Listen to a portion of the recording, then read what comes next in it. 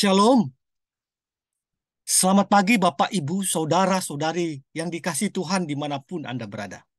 Senang sekali kita kembali dengar-dengaran akan firman Tuhan pada pagi hari ini. Baik, sebelum kita memulai firman Tuhan, kita bersatu di dalam doa. Sungguh besar kasih karunia-Mu Tuhan, selalu baru setiap hari dalam kehidupan kami. Dan hari ini juga Engkau memberikan hari yang baru buat kami. Tentunya Tuhan mempunyai tujuan yang baru buat hidup kami.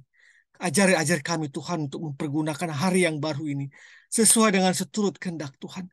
Jangan biarkan kami untuk menghilangkan, melepaskan kesempatan-kesempatan baik dalam hidup ini yang Engkau berikan selalu baru itu. Hingga kami boleh mempergunakannya sebaik mungkin buat kehidupan kami dan buat sesama. Tuhan Yesus, masuklah ke dalam hati kami. Karena kami tahu Tuhan, peperangan itu ada di dalam pikiran kami. Si jahat itu tidak mau untuk kami dapat menjadi orang-orang benar dalam kehidupan ini. Untuk itu Tuhan, Engkaulah sebagai pemenang. Engkaulah yang masuk ke dalam hati kami. Menguasai hati pikiran kami. Agar apa yang kami lakukan, apa yang kami ucapkan, sesuai dengan kehendak Tuhan. Di dalam nama Tuhan Yesus kami berdoa. Amin. Panggilan Tuhan yang lembut. Landasan firman Wahyu 3 ayat 20. Lihat, aku berdiri di muka pintu dan mengetuk.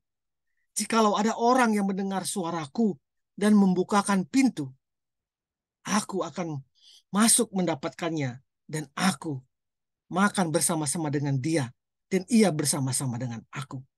Wahyu 3 ayat 20. Ketika kita berkunjung ke rumah seseorang, tentu yang pertama kali kita lakukan adalah mengetuk pintu. Ya. Jika pemilik rumah itu mendengar suara ketukan pintu kita, maka ia akan berjalan menuju suara ketukan pintu itu dan membukakannya. Pernahkah Anda melihat sebuah lukisan atau gambar yang menampilkan sosok Yesus yang sedang berdiri di muka pintu dan mengetuknya? Tahukah Anda bahwa sesungguhnya gambaran ini ditujukan kepada kita sebagai manusia? Karena setiap saat Tuhan mengetuk pintu hati kita. Setiap saat Tuhan ingin masuk dan beracara di dalam hati kita. Sekarang bergantung kepada kita apakah kita mau membukakan pintu hati kita. Seperti seorang tuan rumah yang mau membukakan pintu kepada seseorang yang ingin berkunjung ke rumahnya.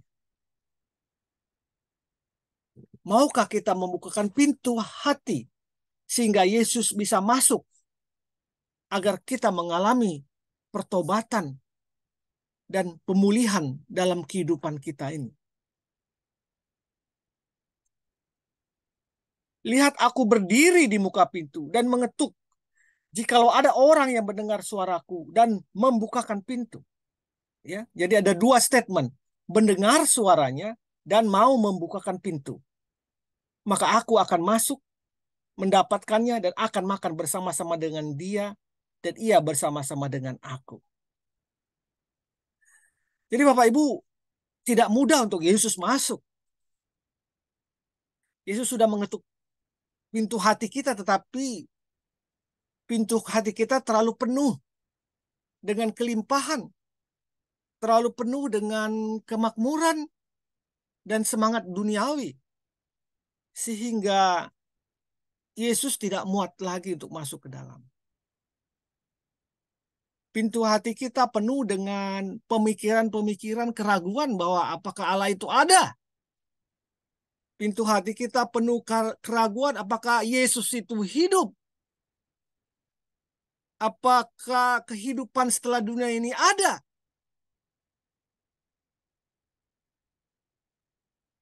Oh Ibu yang dikasih Tuhan, keraguan-keraguan itu memang bukan suatu hal yang mengherankan. Banyak sekali orang-orang yang berkecimpung di dalam ladang Tuhan, menjadi seorang pendeta, menjadi seorang guru sekolah minggu, menjadi seorang majelis, tetapi hidupnya jauh daripada Tuhan. Siapa yang tahu itu hanya dirinya sendiri. Begitu pandainya dia melakukan hal-hal yang baik, di hadapan orang, tetapi jauh di dalam hatinya penuh keraguan akan kebenaran firman itu. Sehingga kembali Tuhan tidak bisa masuk ke dalam hatinya. Jadi bagaimana Allah bisa masuk? Itu buat orang yang tidak cukup untuk mendengar saja. Tetapi bagaimana dia membukakan pintu hatinya untuk Allah benar-benar masuk.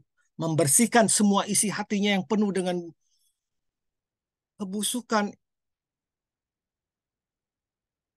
Dan mempersilahkan Allah untuk masuk di dalam ruang hati yang sudah kosong itu. Jemaat yang dikasihi Tuhan.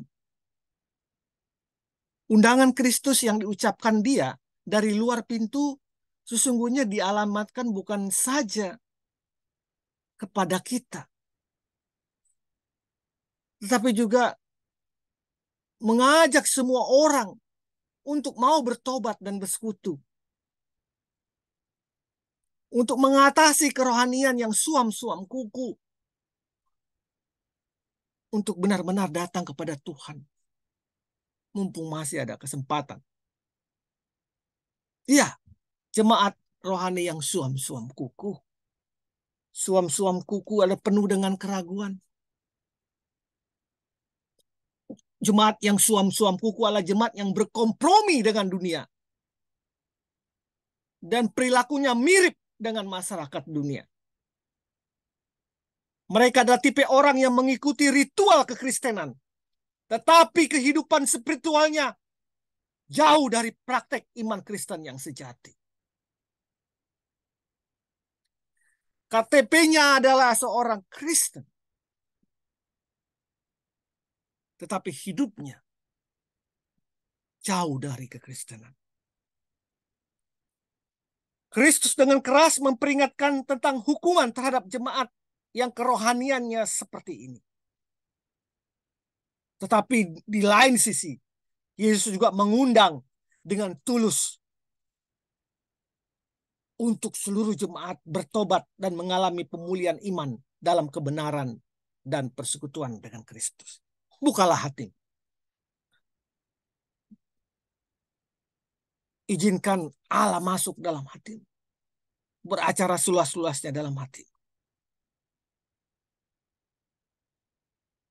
Tuhan mengatakan, barang siapa menang, ia akan kududukan bersama-sama dengan aku di atas tahtaku.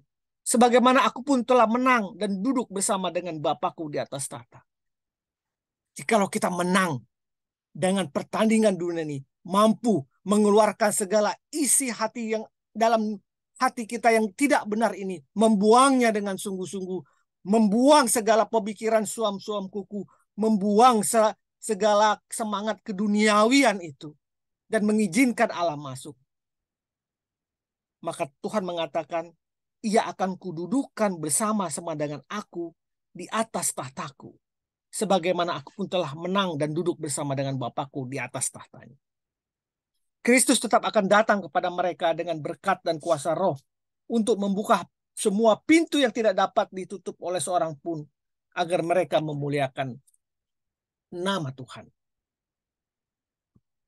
Lukas 12 ayat 36 mengatakan, dan hendaklah kamu sama seperti orang-orang yang menanti-nantikan tuannya yang pulang dari perkawinan, supaya jika ia datang dan mengetuk pintu, segera dibuka pintu baginya.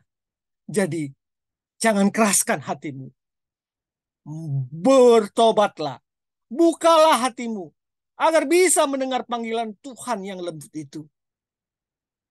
Dan jiwamu digerakkan untuk membuka pintu itu. Selamat pagi. Selamat berkarya. Tuhan Yesus memberkati. Amin.